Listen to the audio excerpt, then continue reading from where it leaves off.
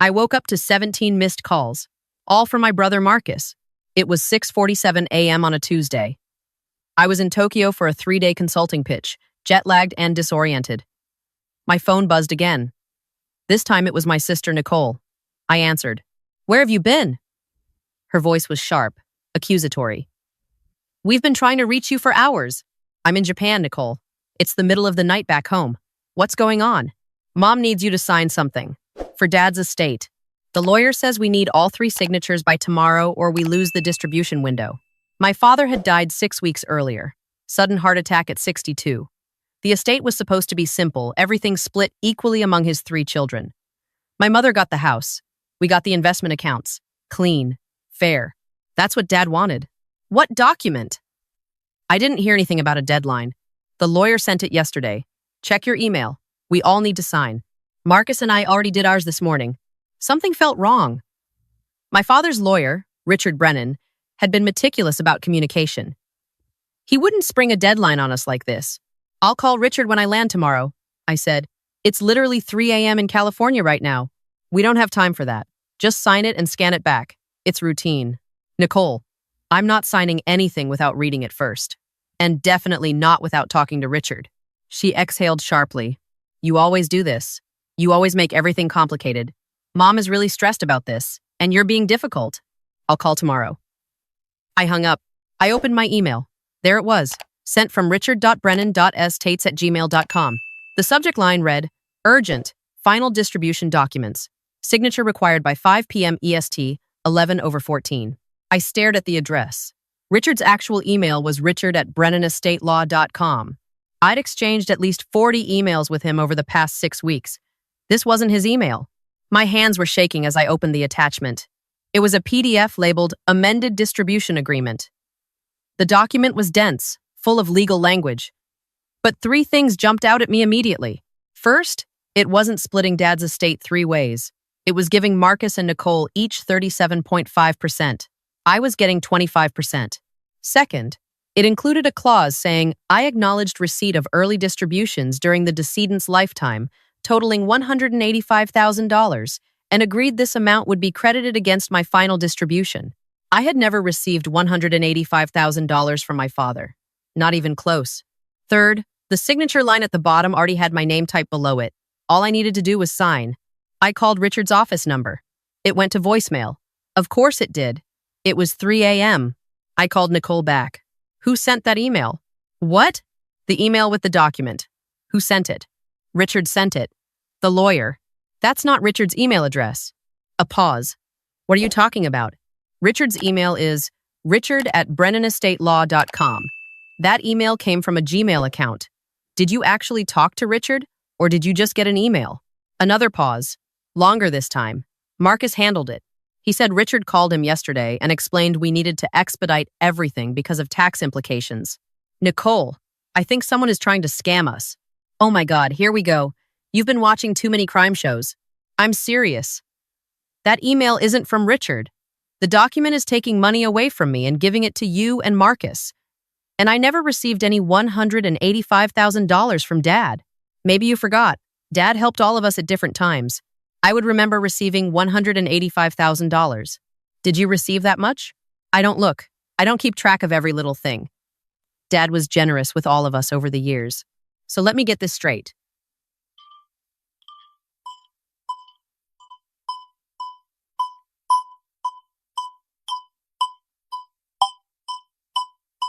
You signed a document that says I received almost $200,000 in early inheritance, which would justify cutting my share without questioning it? Marcus said, "Where is this email from Richard? Forward it to me." "I don't have it. Marcus got it. He printed the documents and brought them to my house this morning. I signed mine, he signed his, and now we're waiting for yours." My stomach dropped. "You physically saw Marcus this morning?" "Yes. He drove over around 8, said we needed to handle this quickly." "Nicole, Richard Brennan is in San Francisco. You're in Sacramento. Marcus is in San Jose. Why would Marcus drive to your house instead of just having you e-sign like we did for all the other estate documents?" Silence. "I'm calling Mom," I said. "She's asleep. Don't wake her up with your paranoia." I hung up and called my mother anyway. She answered on the fifth ring, groggy and confused. Sweetheart? What time is it? Mom, it's me. I'm in Tokyo. Did Richard Brennan call Marcus yesterday about estate documents that need to be signed by tomorrow? Who? No? I haven't heard from Richard in over a week. Why? Marcus told Nicole that Richard called him about an urgent deadline. Nicole signed something this morning. What? No, that doesn't sound right. Richard said the final distribution wouldn't happen until January at the earliest. Something about tax filing deadlines. Can you call Richard first thing in the morning? Like, the second his office opens? Of course. What's going on? I explained the email, the Gmail address, the document trying to reduce my inheritance. My mother went very quiet. Marcus has been struggling financially, she said finally. He lost a lot of money on that restaurant franchise, and Nicole's going through the divorce. But they wouldn't. I can't believe they would. I'll call you after I talk to Richard. Don't sign anything. I hung up and booked the earliest flight back to San Francisco. 15 hours. I wouldn't land until tomorrow evening, California time. The supposed deadline would have already passed. I spent the flight reading every email I'd ever exchanged with Richard, taking screenshots, downloading attachments. I documented every distribution Dad's estate had made to each of us over the years. I'd received $8,000 to help with my business startup 3 years ago. That was it. Marcus had received about $35,000 for his franchise down payment. Nicole had received $12,000 for her legal fees during the divorce. Everything was documented in Dad's records, which Richard had shared with all of us. There was no $185,000. Someone had invented it. I landed at SFO at 7:23 p.m. on Wednesday. I had 4 voicemails, 2 from Marcus, both asking where my signature was. One from Nicole, saying I was jeopardizing everyone's inheritance with my trust issues. One from my mother, her voice tight and strange. Call me immediately. I called her from the Uber. She was crying. Richard called me back at 9 a.m. He never sent any documents. He never called Marcus. He said if someone is impersonating him, it's fraud. And I needed to call the police immediately. Did you? Yes. They sent an officer to the house. He took a report. He said it sounds like an attempted identity theft scheme, but since no one actually transferred any money, there's not much they can do right now.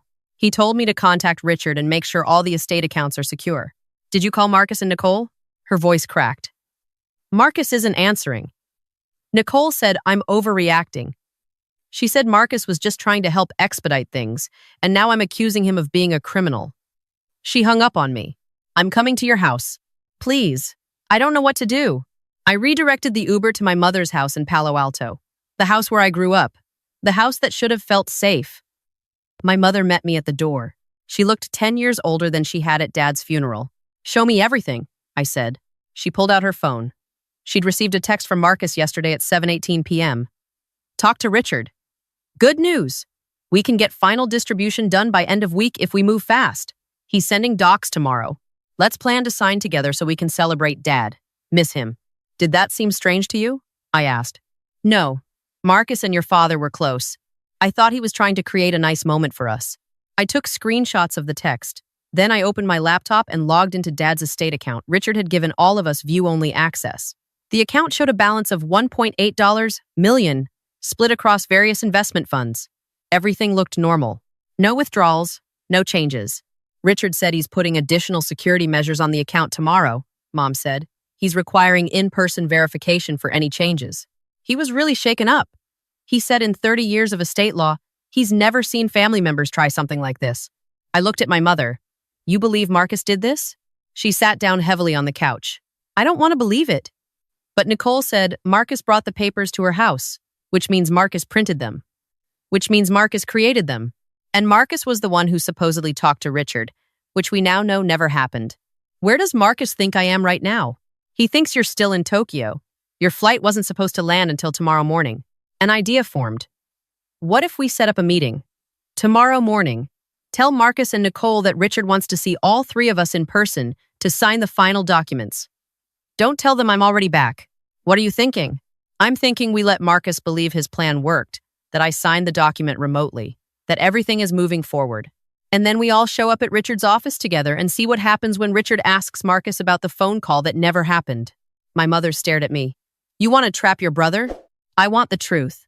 She called Marcus. Put him on speaker. Richard called me back, she said, her voice steady. He wants all three of you to come to his office tomorrow at 10 a.m. to finalize everything. He said there were some irregularities with the documents that need to be cleared up in person. A long silence. What kind of irregularities? He didn't specify. He just said it's important that all three of you are there. Did Jennifer sign her document? I don't know. Richard said he'll sort everything out tomorrow. Can you be there? Another pause. Yeah, I'll be there. She hung up. Her hands were shaking. I can't believe I just lied to my son. He lied to you first. We called Nicole next. She was defensive, angry. This is ridiculous. We don't need to trek all the way to Richard's office. Everything can be done electronically. Richard insists, Mom said. 10 a.m. tomorrow. Nicole agreed, but her tone was cold. I slept in my childhood bedroom that night, or tried to. Mostly I stared at the ceiling, trying to understand how we'd gotten here. Marcus and I had been close growing up. He'd taught me to ride a bike, helped me move into my first apartment, stood up at my wedding. And now he was trying to steal $225,000 from me by forging legal documents and impersonating our father's lawyer. The money from the restaurant franchise, Nicole's divorce. Mom said they were both struggling. But struggle doesn't justify fraud. Struggle doesn't justify betraying your sister. At 9:47 a.m., I walked into Richard Brennan's office. The receptionist looked surprised to see me. Miss Thompson? I thought you were overseas? Change of plans.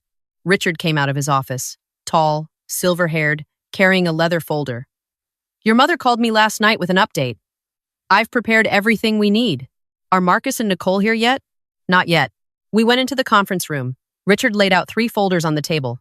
I pulled the complete distribution records from your father's estate. Every payment, every transaction, every conversation documented. I also contacted the California State Bar. If someone is impersonating an attorney, that's a felony. My mother arrived at 9:55. She hugged me tightly, then sat down across the table. Her face was pale but determined. At 10:02, Nicole walked in. She saw me and stopped. I thought you were in Tokyo. I flew back early. Family emergency. She sat down slowly, eyes moving between me, Mom, and Richard. Where's Marcus? Not here yet, Richard said. At 10:11, Marcus arrived. He was wearing a suit, which was unusual. Marcus lived in jeans and hoodies. He saw me and his face went blank for just a second. Then he smiled. Hey, when did you get back? Last night? How was Tokyo? Interesting. Learned a lot about fraud prevention. The smile flickered. He sat down at the end of the table. Richard opened his folder. Thank you all for coming. I wanted to discuss some documents that have been circulating regarding your father's estate. Specifically, an email that appears to have come from my office with an attached amended distribution agreement. Marcus didn't move. Nicole glanced at him. I want to be very clear, Richard continued. I did not send that email. I did not create that document. I did not call anyone yesterday regarding urgent deadlines. In fact, the deadline for final distribution isn't until January 15th, which I communicated to all of you last month. Nicole's face flushed. Then who sent it? That's what we're here to determine. Richard looked at Marcus. Your mother mentioned that you received a phone call from me yesterday. Can you tell me about that conversation? Marcus cleared his throat. Yeah, you called around 2 p.m. Said something about tax implications and needing to expedite the distribution. You said you'd email the documents. What number did I call you from? I don't remember. Because I didn't call you, Marcus. Check your call log right now. Show me the incoming call from my number. Marcus pulled out his phone. His hands were shaking slightly. He scrolled through his recent calls. I must have deleted it. You deleted the call log from your father's estate attorney regarding $1 million distribution, the same day you received it. I delete calls all the time. Richard slid a document across the table. This is the email that was sent to your mother and sisters. The sending address is richard.brennan.estates@gmail.com. My actual email, which I've used for every communication over the past 6 weeks, is richard@brennanastatelaw.com. This is not my email. This is not my letterhead. This is not my document. Nicole was staring at Marcus now. You said Richard called you. He did. No, I said quietly. He didn't. And you know he didn't, because you created that email. You created that document. You invented the $185,000 I supposedly received from Dad so you could justify cutting my inheritance by $225,000 and splitting it between you and Nicole. That's insane. Why would I do that? Because you're $380,000 in debt from the failed restaurant franchise? Because you've already borrowed against your house? Because you're desperate? His face went white. How do you know about my debt? You told Nicole last month. Nicole told Mom. Mom told me. We're family, remember? We talk. Richard pulled out another document. I pulled the complete financial history of your father's gifts to his children over the past 20 years. Jennifer received exactly $8,000 in 2022 for business startup costs. Nicole received $12,000 in 2023 for legal fees. Marcus, you received $35,000 in 2024 for your franchise down payment. At no point did Jennifer receive anything close to $185,000. That number was completely fabricated. Maybe Dad gave her cash. Maybe it wasn't recorded. Our father kept meticulous records, I said. You know that. He documented every gift because he wanted to make sure everything was fair, everything was equal. He would never give one of us that much money without documenting it. Nicole stood up abruptly. Did you do this? Did you make up that document? Marcus didn't answer. Marcus, Nicole's voice cracked. Did you lie to me? Did you tell me our sister got almost $200,000 just so I'd sign something that would steal money from her? It's not stealing. She doesn't need it as much as we do. She's got her business, her husband's income. You're barely making rent. I'm drowning. This would have just evened things out. Even things out? I stood up too. Dad left his estate split 3 ways because that's what he wanted. Because he loved us equally. You don't get to change that just because you made bad financial decisions. Easy for you to say. You didn't risk everything on a dream that failed? I risked plenty on my business. The difference is I didn't commit fraud when things got hard. Richard cleared his throat. I need to inform you all that I've reported this to the California State Bar and to the local police department.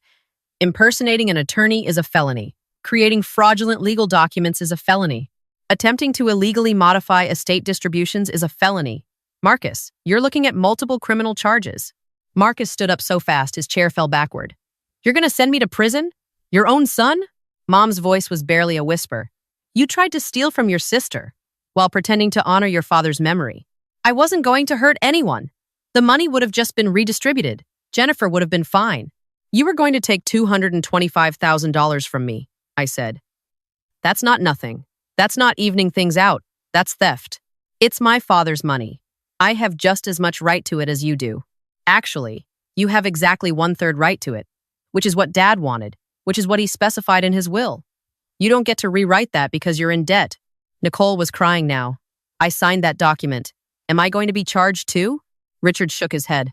You signed under false pretenses. You were deceived by your brother. As long as you cooperate with the investigation, you won't face charges. I didn't know, Nicole said to me. I swear to God, I didn't know he was lying about the $185,000. I thought Dad really had given you that much. Marcus showed me Dad's old bank statements and said he'd traced payments to your account. He forged bank statements? She nodded, wiping her eyes. He had everything printed out. It looked real.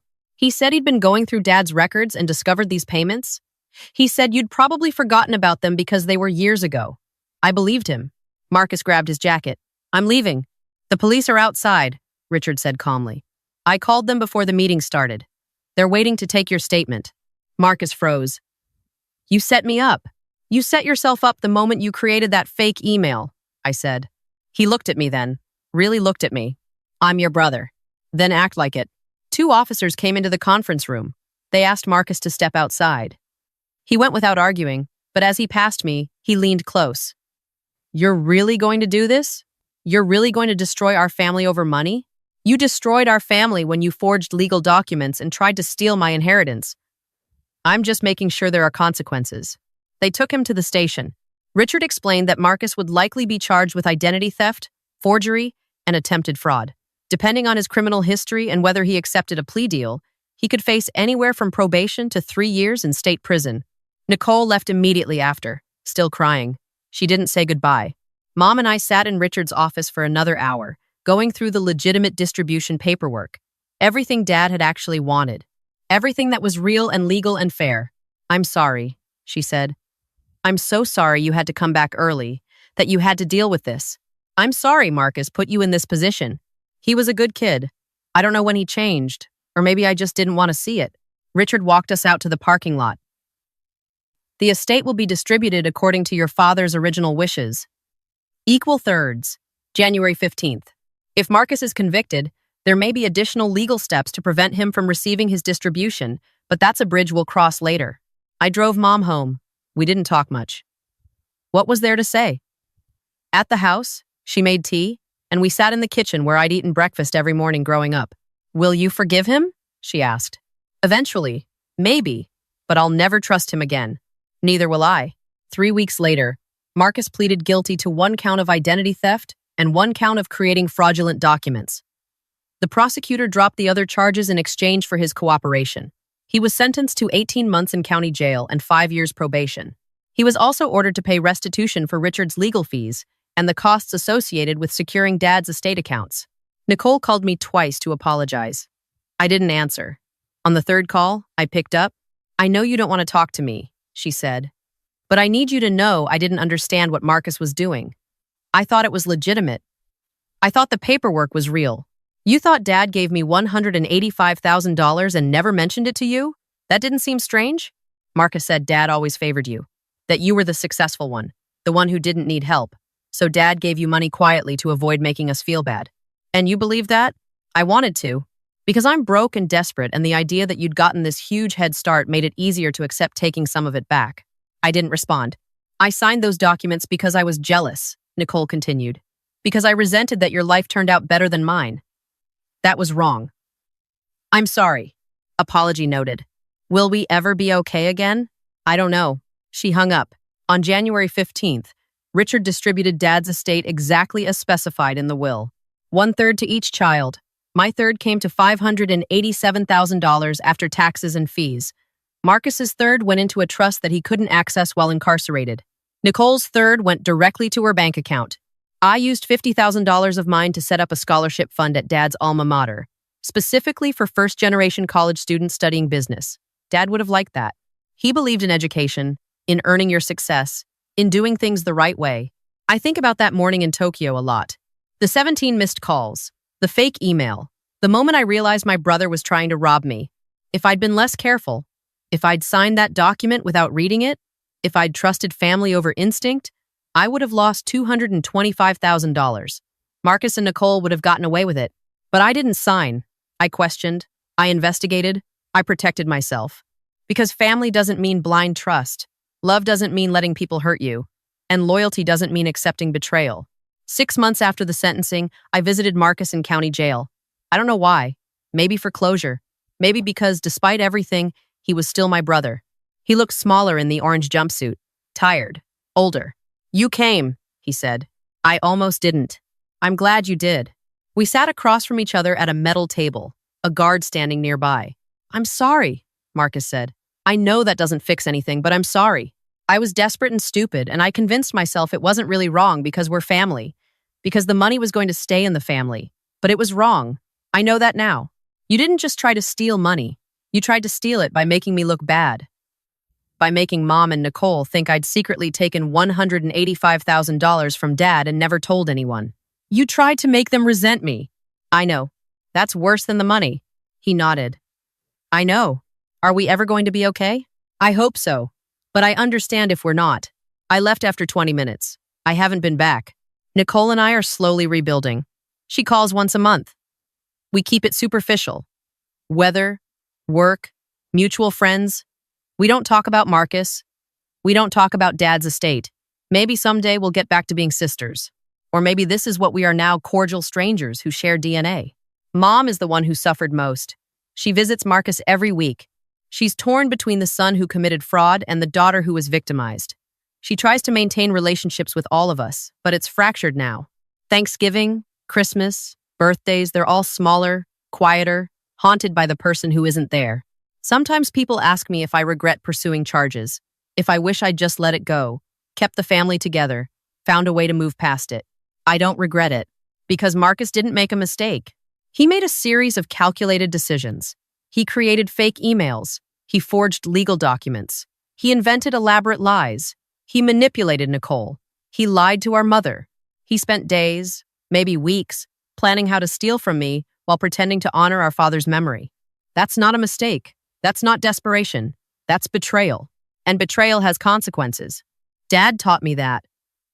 Do the right thing, even when it's hard. Especially when it's hard. Especially when it costs you something. So I did the right thing. I lost a brother. Maybe I lost a sister too. At least the sister we used to be. I watched my mother's heart break. But I kept my integrity. I protected Dad's wishes. And I made sure that when someone tries to victimize you, even when that someone is family, there are consequences. That's worth more than $587,000. That's worth everything.